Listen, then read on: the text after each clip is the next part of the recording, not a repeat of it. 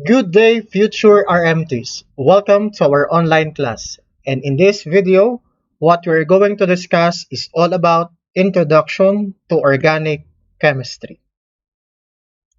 Our learning outcomes are as follows. Number 1, identify the different functional groups of organic compounds. Number 2, identify the IUPAC name of organic compounds. And lastly, illustrate the correct structural, molecular structures of organic compounds. Okay? Before we proceed to our discussion, I would like to have this appetizer. No? The question: what is organic chemistry? Okay? What is organic chemistry? When I prepared this lecture way back last year, no, I saw these two pictures online. Number one is this one. Can you guys recommend books that made you cry? The answer is Organic Chemistry, Structure and Function by Volhart, K. Peter, and Soler Neil E. But the question is, a book that will make you cry, is that organic chemistry?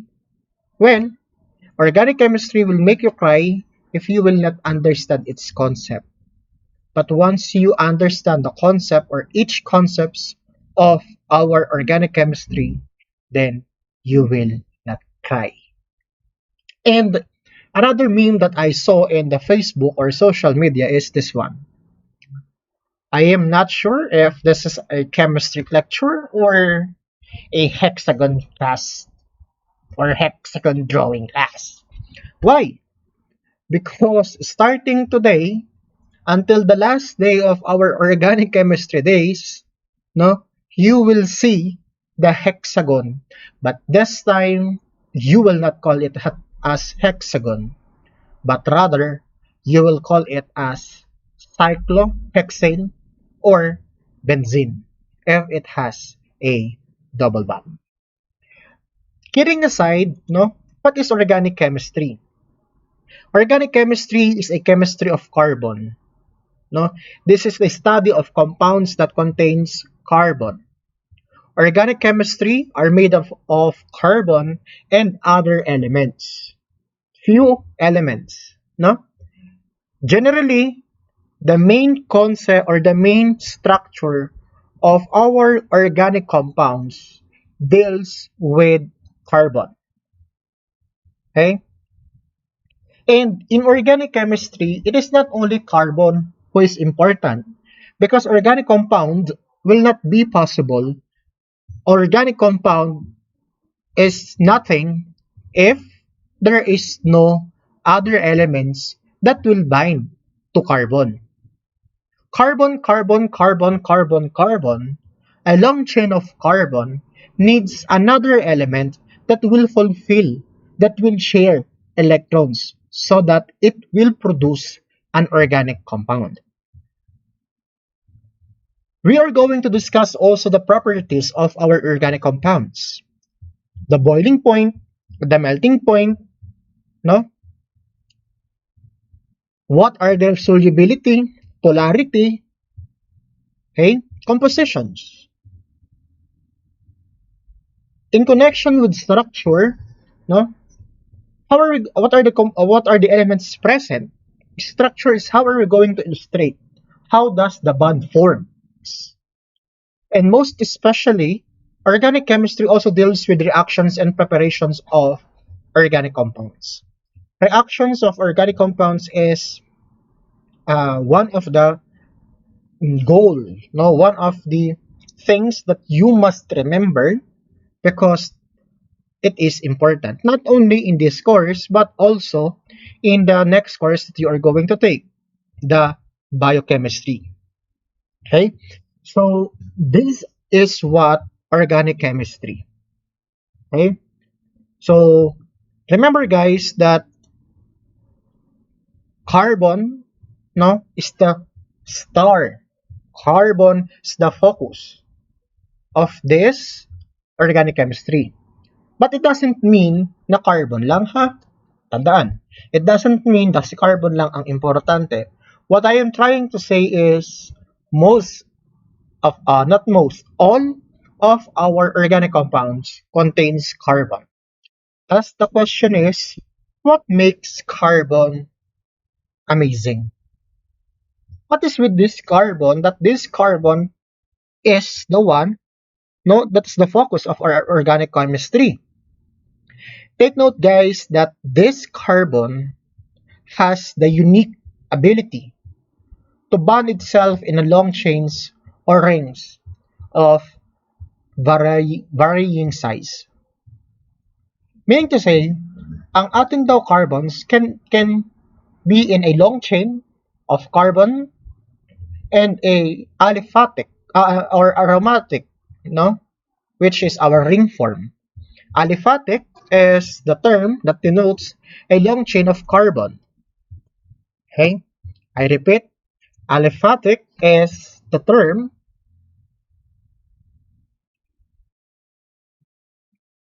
that denotes a long chain of carbon. Aromatic or cyclic, no, ring form of carbon. Example of aliphatic is this one. Okay, this is a long chain of carbon. An example of cyclic is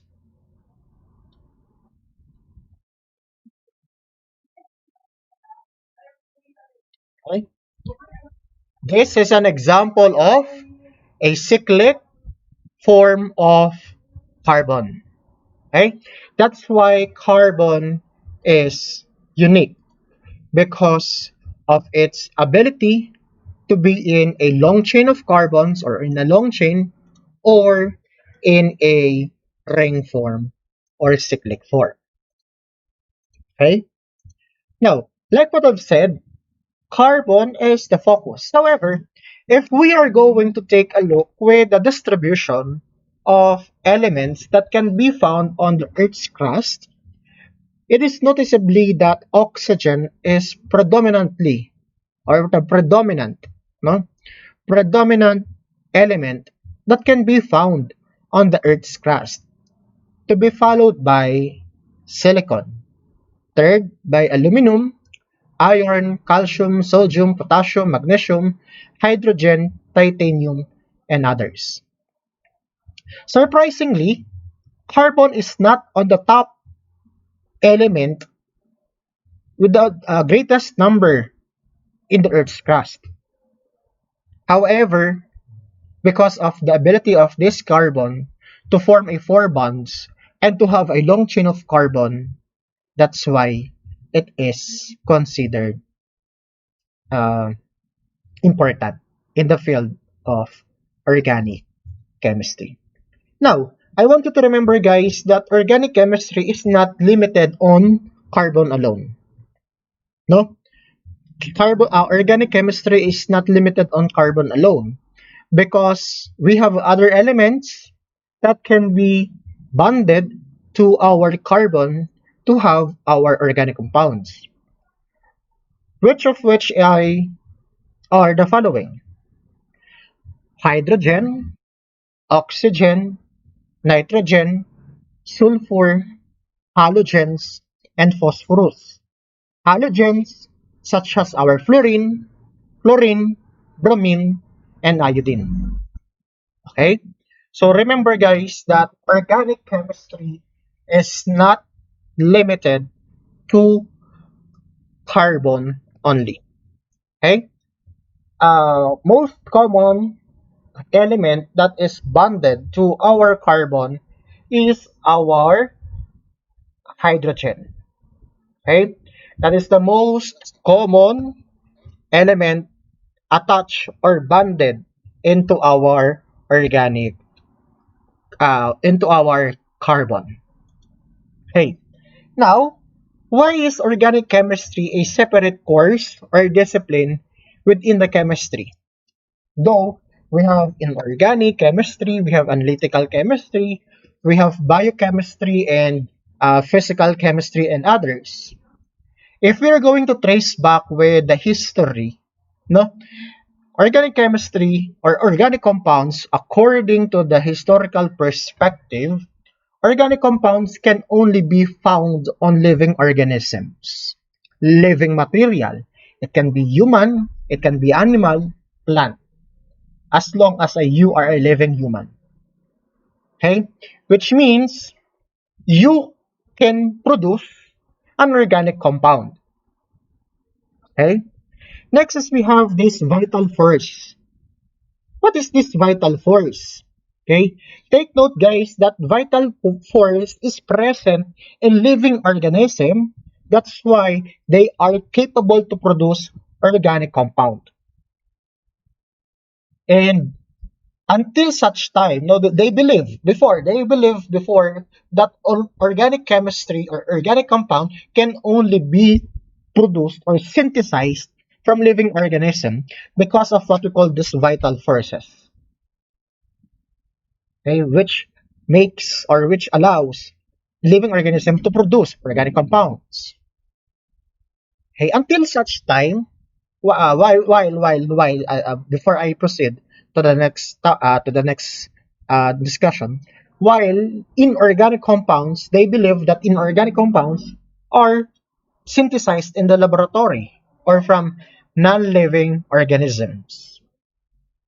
Okay? Until such time, there was a scientist whose name is Friedrich Wuffler.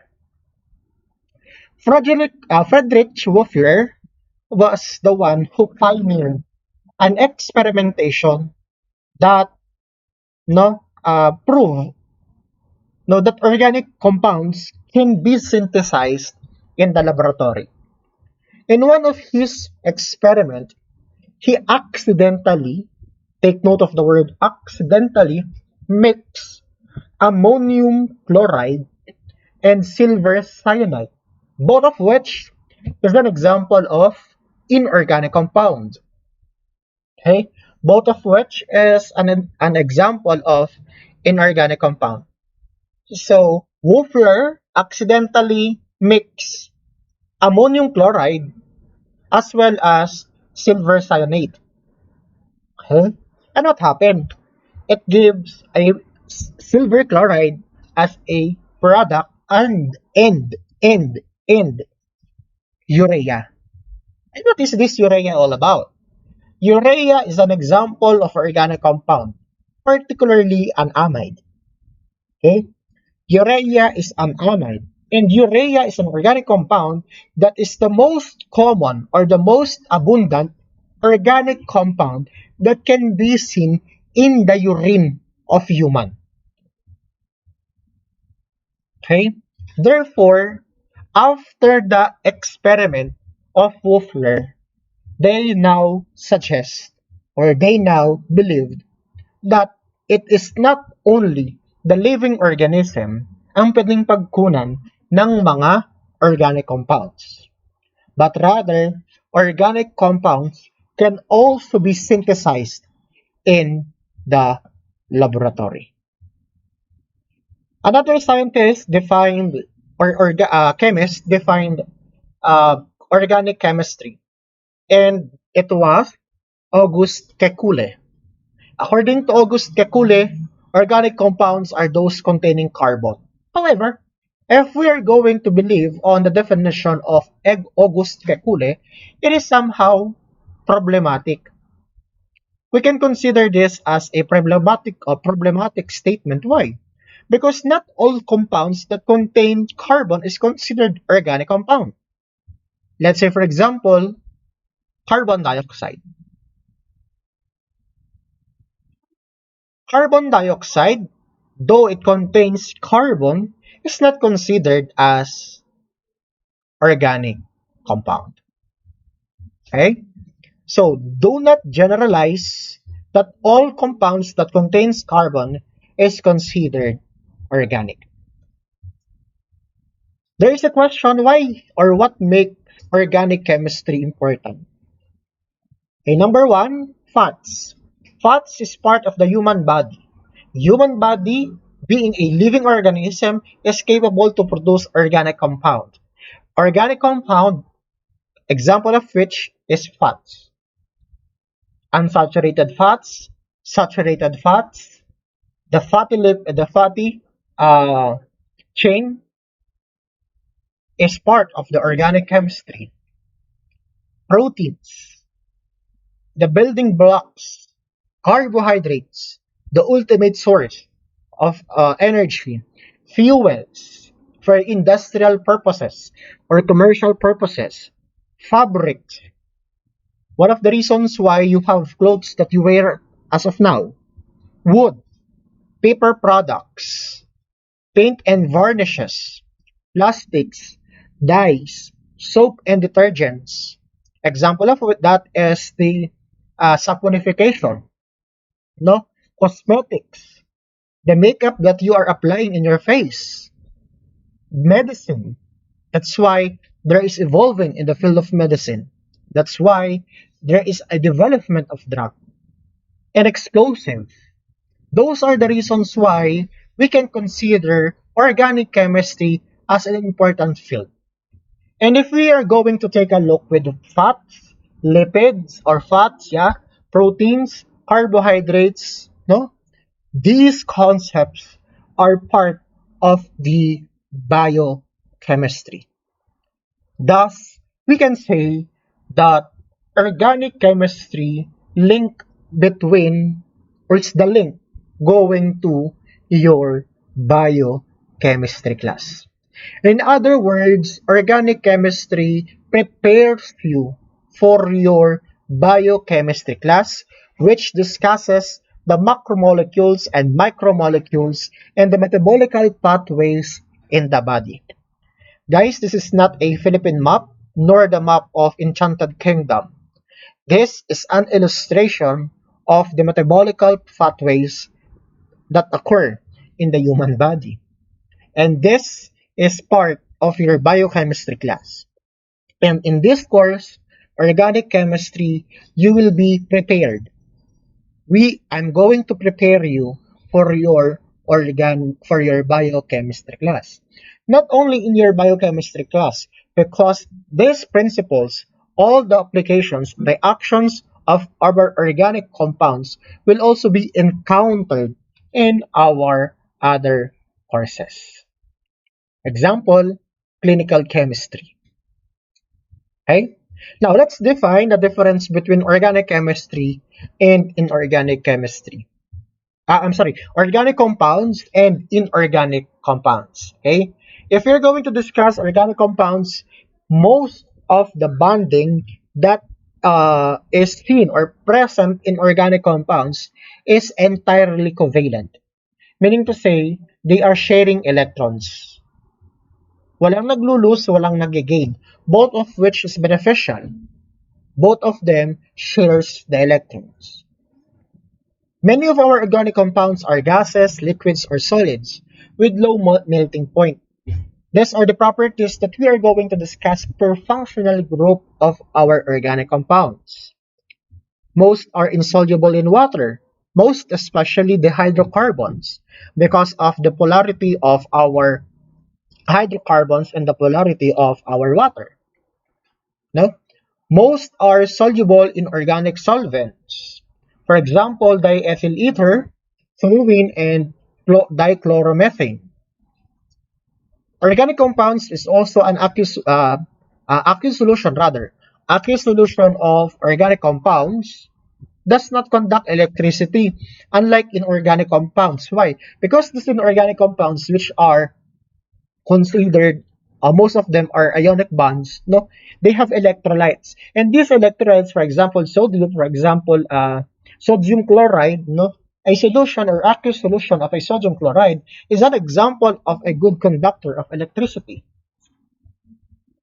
Okay, almost all burn and decompose. Yeah, in the combustion of alcohol, it will be decomposed into water and carbon dioxide. In the combustion of methane, the same thing will follow. And usually the reaction is slow. And like in inorganic compounds, the reactions are often very fast. Okay? So these are the difference between our organic compounds and our inorganic compounds. Now, ulitin ko lang ulit ha, before they believe that organic compounds can only be synthesized, can only be isolated from the nature. Until such time, Friedrich Wuffler was able to produce, was able to synthesize urea in the laboratory in combination of ammonium chloride and silver cyanide. Thus, the following are how are we going to obtain our organic compounds? Number one is from the isolation or isolation from the nature. Isolation from the nature includes the chemical factories, biosynthesis, extraction of the chlorophyll, for example, no? Purification of salicylic acid, for example, isolation or separation, for example, is how we isolate organic compounds. Okay? This will be further discussed to you in your laboratory class. No? And aside from that, we can now synthesize organic compounds in the laboratory, which you will also perform in the laboratory. For example, the reaction between acetic anhydride and acetic acid will give you what? Will give you your, ikaw, ibibigay yung ikaw. Sir, bakit ako? Ikaw yun, umaasa ka eh. No, umaasa ka sa crush mo na maging crush ka din niya. Pero kahit mas mahirap umasa doon, huwag ka nang umasa. No, umasa ka na lang na makakapasa ka sa chemistry. Yun, may chance yun. Kaysa aasa ka sa crush mo na maging crush back ka niya. Masasaktan ka lang. No, going back, the reaction between acetic anhydride, no, and acetic acid will give us what? It will give us asa. So, ano yung asa? Oo, ako na yun. Ano yung asa? Acetyl salicylic acid. Most commonly known as aspirin.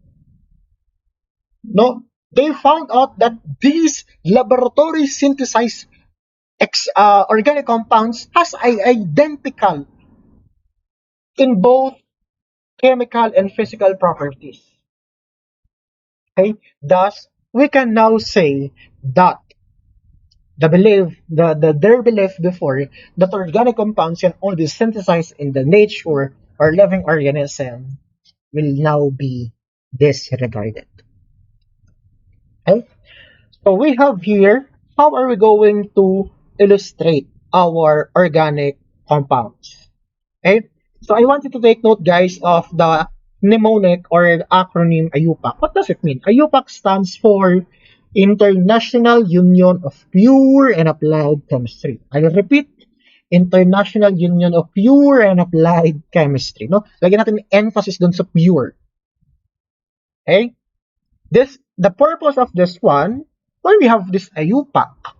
Now, the purpose of this one is for the standardization of nomenclature of our compounds.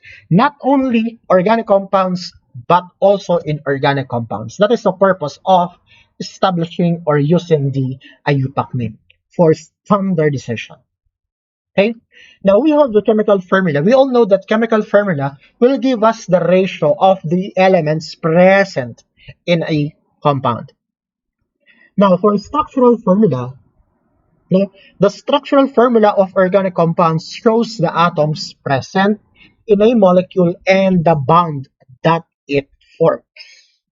The bond that it connects from one element to another element. Okay, that is structural formula.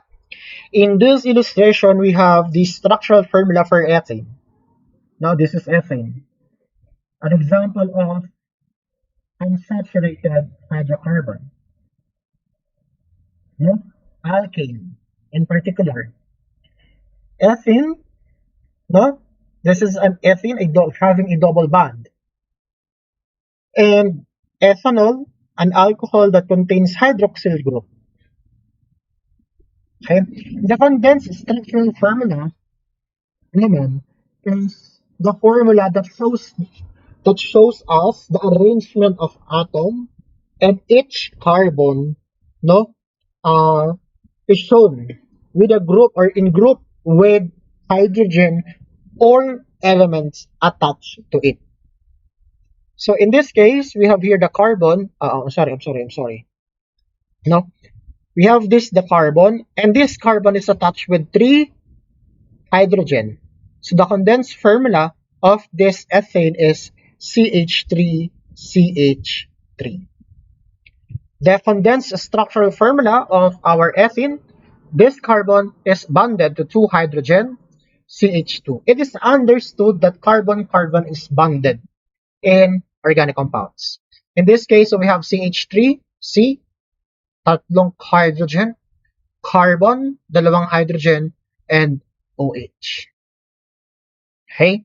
Next is the line structural formula. Line structural formula, no, is a line representation using a zigzag line, no, using a zigzag line that indicates a long chain of carbon.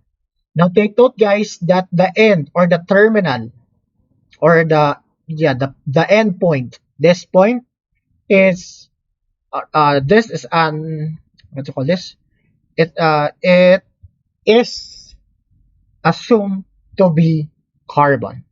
So the end, this one is carbon, this one is carbon, this one is carbon, this one is carbon. In this structure, no, nung grade 1 ka, akala mo this is just a simple line, but now that you are in college in the field of medical technology, taking up organic chemistry, this straight line will now be considered as your ethane. No, take note, guys, that the line or the each end of the line indicates carbon. No, the line between the carbon and carbon shows the bond. Okay, and the ball and stick representation shows us the 3D or the three-dimensional, no, structure of our organic compounds, showing the valence shell repulsion, electron repulsion, or the whisper, and the angle that it forms. Okay, so again, we have here whisper, and whisper stands for what? That is the valence shell electron pair repulsion that shows the both angles about carbon. The angles can be 109.5 degree, 120 degree like this, or 180 degree like this, like our acetylene. Ethane is 109 degrees, so the angle of this bond is 109.5 degrees. And if you are at a 109.5 degrees, that is an example of a tetrahedral compound or a tetrahedral uh, geometric application. Now for ethylene, like this, that is a 120 degrees, then that shows a trigonal planar. And this one, acetylene, 180 degrees, shows a linear, no, linear organic compound. Now, I want you to remember this. I put the word remember me.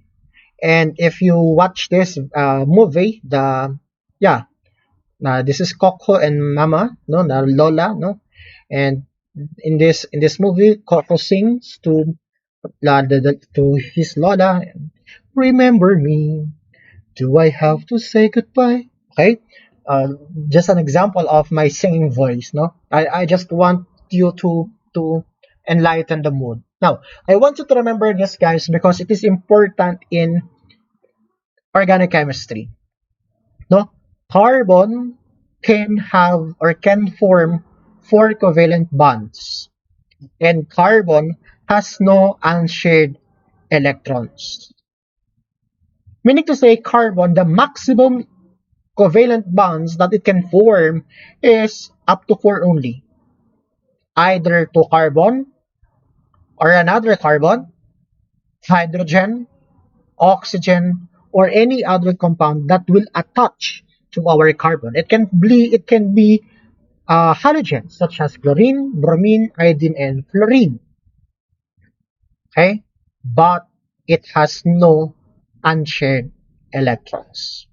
Now for nitrogen, no, nitrogen can bond or can form three covalent bonds.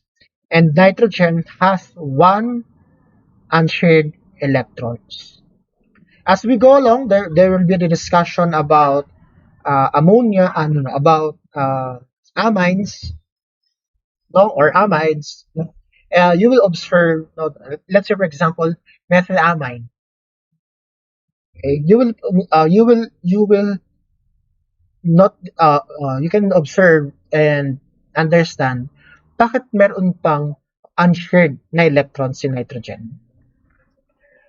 Okay, next is we have oxygen. Oxygen can form two covalent bonds or two bonds only, but it has two unshared electrons. Hydrogen can only form one bond, covalent bond, and it has zero unshared electrons. Halogens can only have one covalent bond, and it has three unshared electrons. Again, remember me. Okay, remember me. Now, these are the functional groups of or in organic chemistry, which I want you to remember and I want you to take note. Okay, so the first three we have here the alkane, alkene, and alkyne. Now, these are what we call the hydrocarbons. Okay, alkene, alkane, and alkyne. This is what we call the hydrocarbons. Alkane is a single bond. Okay, alkene the carbon-carbon double bond. And alkyne, carbon-carbon triple bond. Okay? So I will write. Again, kapag po sinabi nating alkane, remember me. I have to sing. Pag po sinabi nating alkane, I don't know anong boses ko, no? Kapag po sinabi nating alkane, no, this is the simplest organic compound. So, and to be specific, the simplest organic compound is our methane. That is an example of organic compound. That is an example of alkene. Next is we have the alkene. Okay? Alkene carbon-carbon double bond. And take note guys that this alkene, the simplest alkene is our ethene. No? And alkyne. Alkyne, carbon-carbon triple bond. And the best example or the simplest alkyne is ethylene. Ethene. Okay? Again, alkane, alkene, and alkynes is what we call hydrocarbons. From the word itself, hydrocarbons, it is understood that these compounds contains hydrogen and carbons. But we can also have halogens in hydrocarbons. Thus, it called, ano po ang tawag natin dyan? Ano po ang tawag natin dyan? Ano po ang tawag natin dyan? That is our haloalkyne. Okay? Next is we have the alcohol. Alcohol, okay, contains the functional group hydroxyl group. Hydroxyl group, yung pong ating OH. Okay? Usually, alcohol is attached to a tetrahedral chain of carbon. Example of alcohol is our ethanol. No, ethanol, also known as ethyl alcohol. Okay? Now, take note guys, para tayo po ay we are guided, no? Alcohol, ether, and epoxide. Alcohol, ether, and epoxide. Okay? These are all known to be our simple carbon heteroatomics. Again, alcohol, ether, and epoxide is known as our simple oxygen heteroatomics. In other words, this tree contains oxygen. Alcohol contains hydroxyl group. Okay? Ether, um, please allow me to delete first so that you will not be confused on what I am writing. Ether, on the other hand, no, ether on the other hand also contains oxygen, but this time oxygen is in between a chain of carbon. Okay? Ether is in a chain of carbon. Let's say, for example, methyl ethyl keto, methyl ether or dimethyl ether. Example of that is dimethyl ether. A dimethyl ether, for example, is this one. Okay, so oxygen on the middle of the chain, methyl, a single carbon, okay, H3C. So this is our dimethyl ether. Okay, next is we have epoxide. No? Although I will not discuss this naman because this is for the higher chemistry course in higher organic chemistry course. No? This will not be encountered naman in our course. No, I will just introduce to you epoxide, and we're just going to end the word to oxide. Example is ethene oxide. So ethene oxide will be this one, epoxide. Example is ethene oxide. So ethene is generally a carbon-carbon double bond, but instead of carbon-carbon double bond, both carbon is bonded to our oxygen. No? And this carbon can attach no to uh, okay, another carbon or hydrogen. Okay. Next is we have our haloalkane. Yung haloalkane is an alkane or alkyne with halogens. For example, we have CH3Cl. This is our monochloromethane, no? Monochloromethane.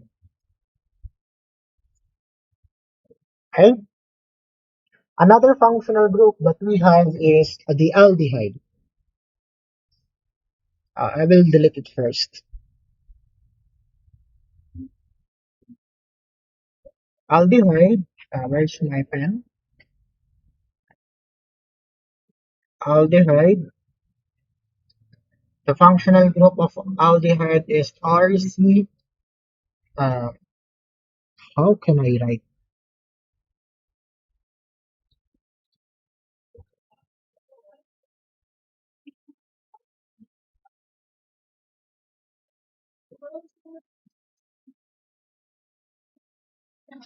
Aldehyde is almost similar with ketones. Okay, aldehyde is almost similar with ketones because both aldehyde and ketones, both of them contains carbonyl group. And when we said carbonyl group, no, carbon with a double bond with oxygen, no, both aldehyde and ketones contains carbonyl group. However, what is the difference between aldehyde and ketones? Si aldehyde, yung kanyang carbonyl group is mostly seen on the terminal of the chain, terminal side of the chain. And ketones usually found no on the middle of the chain. No, the carbonyl group The carbonyl group of ketones is usually found on the middle of the chain, and the carbonyl group of our aldehyde is seen only on the terminal side of the chain. For example, we have our uh, formaldehyde.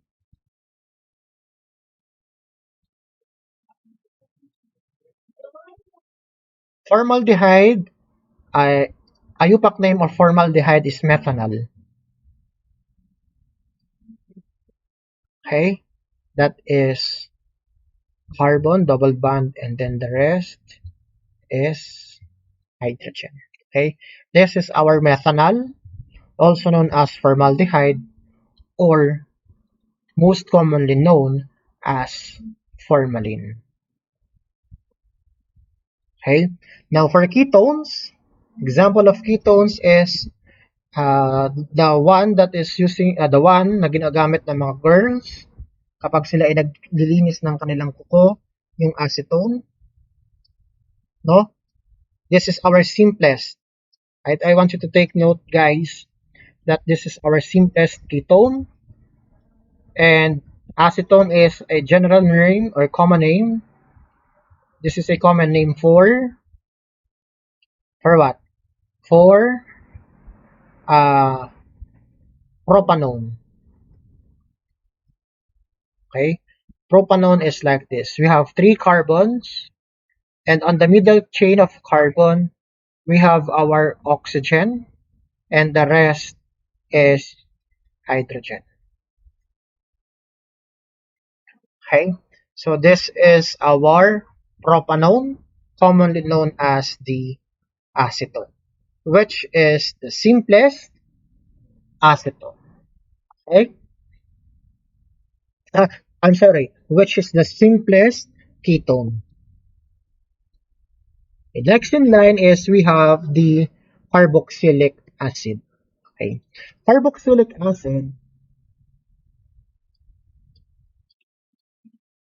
carboxylic acid. Okay, take note guys. Sabi natin, alcohol contains what? Alcohol contains our hydroxyl group. Correct. Ang galing mo talaga. No? Hydroxyl group. The OH group. Aldehyde and ketone contains what? Carbonyl group. C double bond with oxygen. Okay?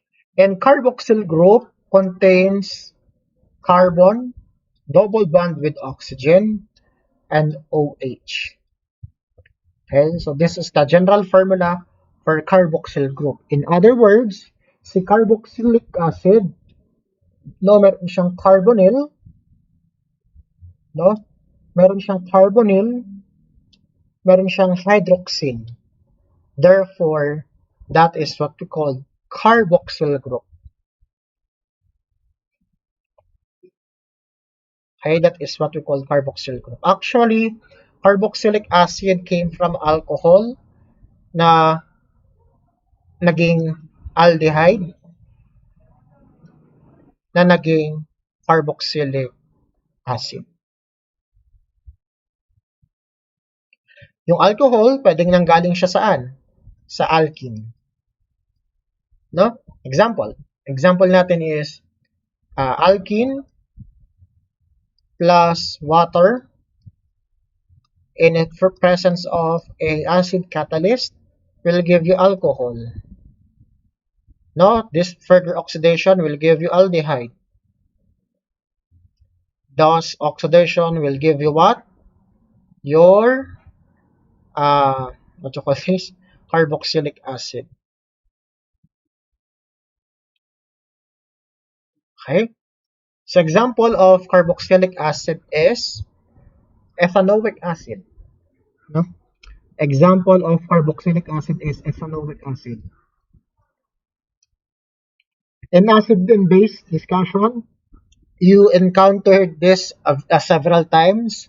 Now, ethanoic acid is the IUPAC name for acetic acid. CH3COOH. Okay? That is our carboxylic acid. Next is we have our acetic anhydride. Actually, guys, acetic anhydride is a combination of two carboxylic acid, no? And that is R C double bond O C double bond O R. This is our acetic anhydride. Anhydride. An example of this is ethanoic anhydride. Okay. Next is we have ester. Ester is different from ether. Okay. Si ether, ROR. No? ROR. Yung oxygen, nasa gitna ng dalawang chains of carbon. Kay ester, R, attached to carbon, double bond to oxygen, attached to another oxygen, and another carbon. Okay? Example of which is this one.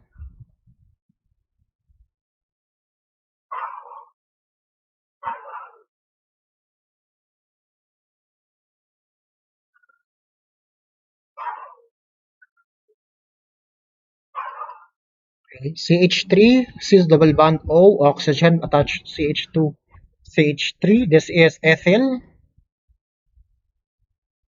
and this is also ethyl, using the suffix for ester, which is O8, so that will be ethanoate.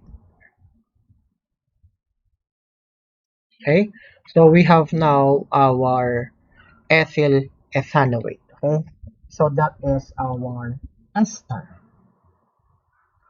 Again, guys, take note. Ether, ROR, ester is R, double carbon, double bond O bond to another oxygen. Okay. Next functional group that we have is amine. Amine is different from amide. Amine is R NH2 and amide is a R C double bond O NH2. Okay? R C double bond O NH2. Example of which is this one.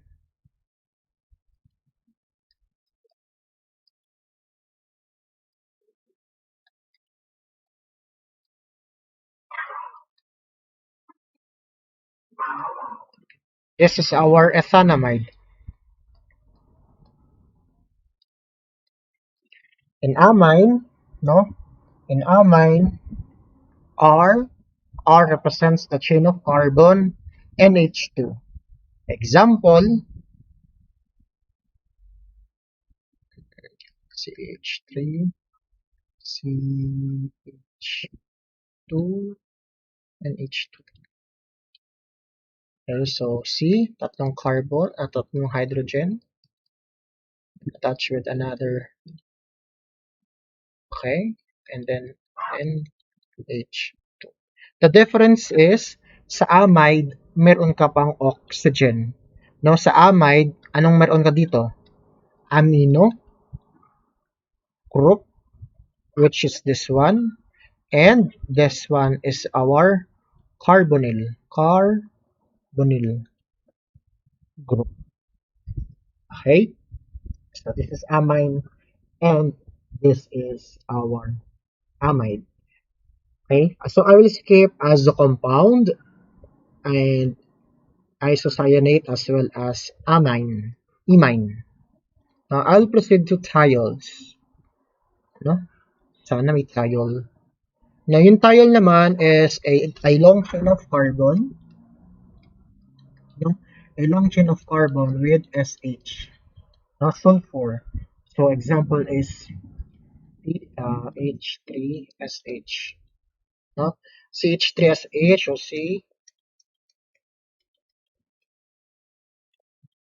CSH, methane thiol.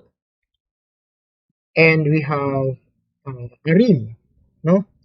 Arene is a aromatic compounds. Example of which is our benzene. Okay, so benzene.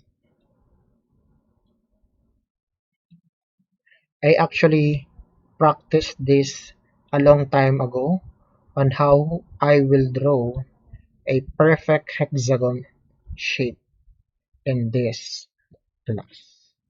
Okay, so guys, basically those are the organic compounds that we are going to discuss as we go along into our discussion for organic chemistry.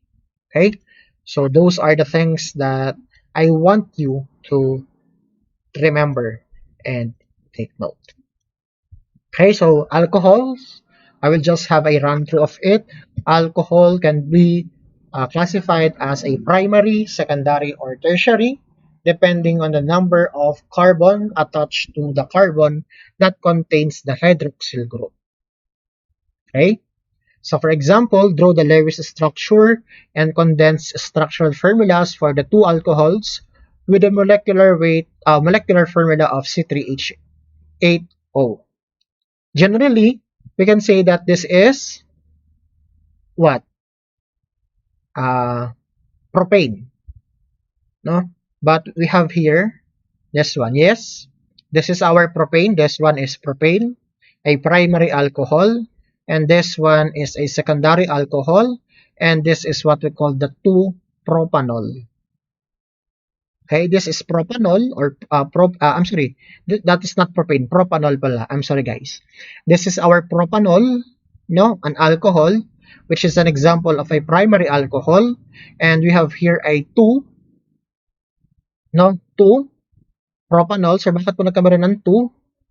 Eh, nagkameron po tayo ng 2 because of our hydroxyl group is attached on the second carbon. Sir, bakit po hindi dito pwede? Kasi pag dito mo siya nilagay sa dulong to, kaparehas lang siya nito. Okay? So, kapag po katayo nito, CH3HO, C3H8O, no, meron siyang dalawang structures, organic compound. Ang tawag po natin doon, constitutional isomer. Okay? So, I will write, ang tawag po natin doon is constitutional isomer or isomer. Kapag po sinabi natin isomer, you have the same chemical formula,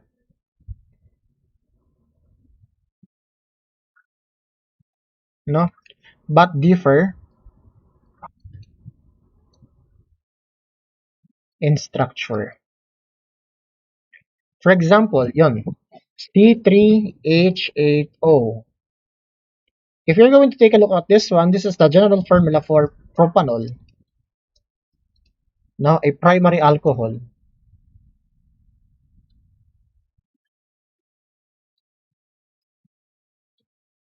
Okay, this is our propanol. Carbon 1, carbon 2, carbon 3. No, this is propanol.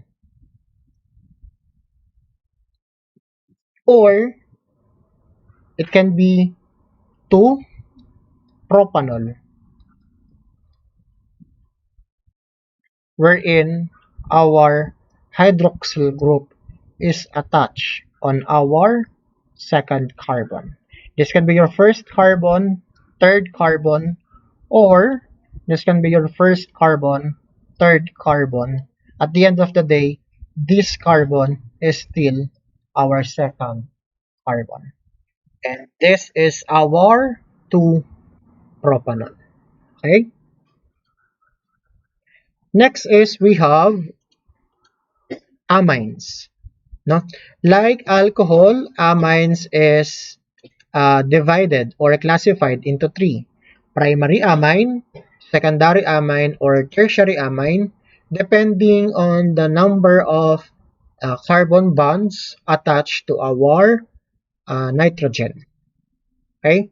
The simplest one is the methylamine, which is a primary amine. Dimethylamine, no, both uh, hydrogen, no, both nitrogen, two electrons of nitrogen, rather, two electrons of nitrogen is being shared with two carbons. And on triamine or tertiary amine, the three hydrogen, no, nawala. It was replaced by our three carbons. Okay? So for example, draw the condensed structural formulas of two primary amines with a molecular formula of C3H9N. So how it will be? So this one. So we have three carbon atoms and nine hydrogen. So two of which will be for our nitrogen, and the remaining seven is for our carbon. This is an example of a primary amine. And if we are going to name this one, this is our propanamine. Okay? Do you want me to write? Show? Okay, I got you. Okay? So meron daw tayong C, C, C. Okay? C, C, C. And then NH2. So we have already here two hydrogens. So the seven hydrogens will be for the carbon. 1, 2, 3, 4, 5, 6, 7. This is our C3H9. Oh, let me see. Is that 9? I will just make it big. Okay. C3H9N. Okay. And the other one is this one, a secondary amine. No? I don't know. Still a primary amine. Still a primary amine. So that will be 1, 2, 3, the amine group or the amino group. So we still have here hydrogen, hydrogen, no? Hydrogen here. Can we still have hydrogen here? Yes. 1, 2, 3, 4, and another 3 hydrogen for this carbon. So if you're going to have a line angle structure of this one, that will be H2. No. For attachment, then you have to identify whether it is a carbonyl, amino, or what. No? Kasi kung di mo siya lalagyan, it is the assumption of it will be carbon. So this one will be like this. NH2. Okay? So this is our amine. No? This is our 1, 2, 3 propane using the word amine. Now that is for propanamine. Propanamine. Propanamine. And this is our 2 propanamine. Alright. Next is we have aldehydes and ketones. So this is what I've told you a while ago.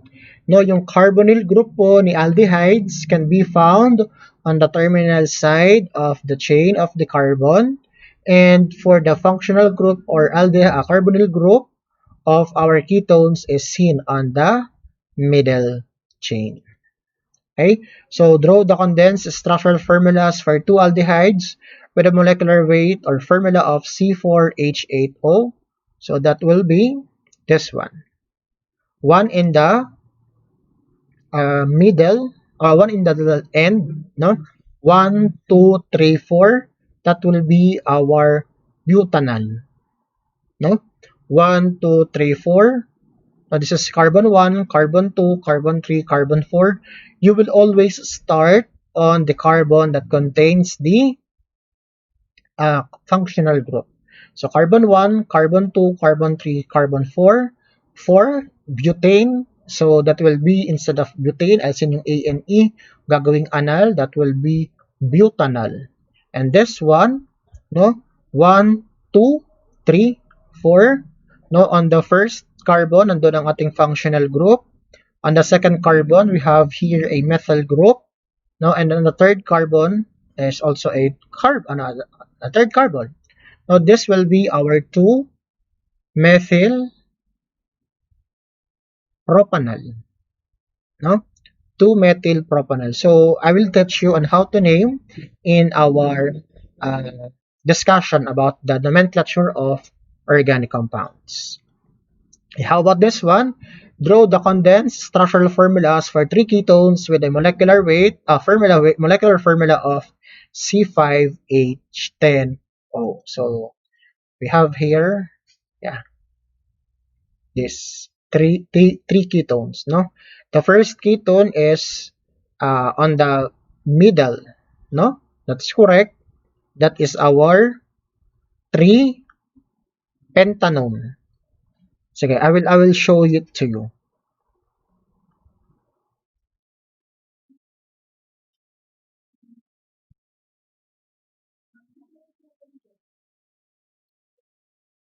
One, 2, 3, 4, 5. So nandito yung ating double bond with oxygen. This is our 3-pentone. Okay. The other one is so 1, 2, 3. Okay. So 1, 3, 5. Andito po ang ating double bond. So this is our 2-pentone. Okay, and the last one is we have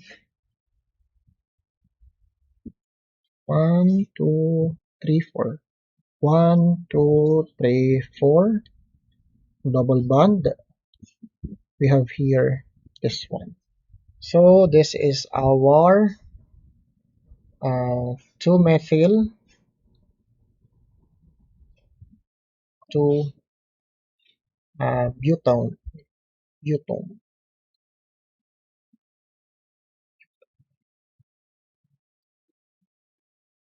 No.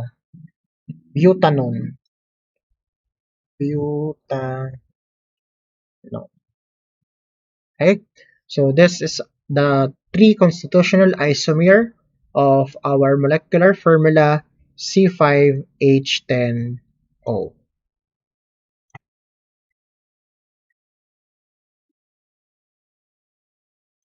Next is we have carboxylic acid. Again, guys, remember that carboxylic acid contains a carbonyl and hydroxyl. When we combine, that is what we call carboxyl group.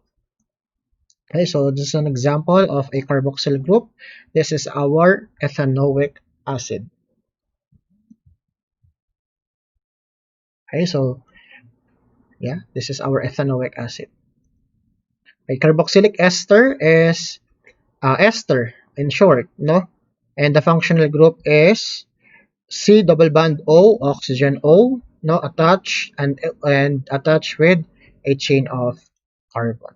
Example, the molecular formula of methyl acetate C3H6O2 is draw the structural formula, so that will be like this. Okay, and draw the structural formula for the 4-ester with the molecular formula C4H8O2, so that will be like this. Okay, So amides, like amines, can be classified into three: the primary, the secondary, and the tertiary amides. Okay. So this is a your practice activity posted in your uh, what you call this in your module. So we are going to answer this. Consider the molecules with the molecular formula C4H8O2. Write the structural formulas of for a molecule which with this formula that contains number one a carboxyl group, number two a ether or ester rather, number three is aldehyde, ketone, and secondary alcohol, and lastly we have aldehyde and tertiary alcohol. So for number one, we have here the carboxyl group. So the structural formula will be like this. Okay, carboxyl group C double bond OH, C double bond OOH. This is our carboxyl group, carbonyl group, no, carboxyl group, and the carbonyl, this one, and the three chains of carbon. For our ether or ester, it will be like this. So ito po yung mga uh, structure ng ether. Okay? This is the secondary ketone, and this is the aldehyde with tertiary alcohol. Okay? So I'm going to we're going to name this structure in our reinforcement lectures, or lecture rather, on the next meeting. Okay? So before I end, I would like to share you this meme again. Now this is you before organic chemistry exam, and this is you after organic chemistry exam. What you said is, I am dying. No? Dying is a prefix or suffix rather attached to a carbon-carbon double bond with two carbon having a double bonds. Okay, so this will be the end of our lecture for the introduction to organic chemistry. I hope that you learned in this lecture. Goodbye and thank you for watching.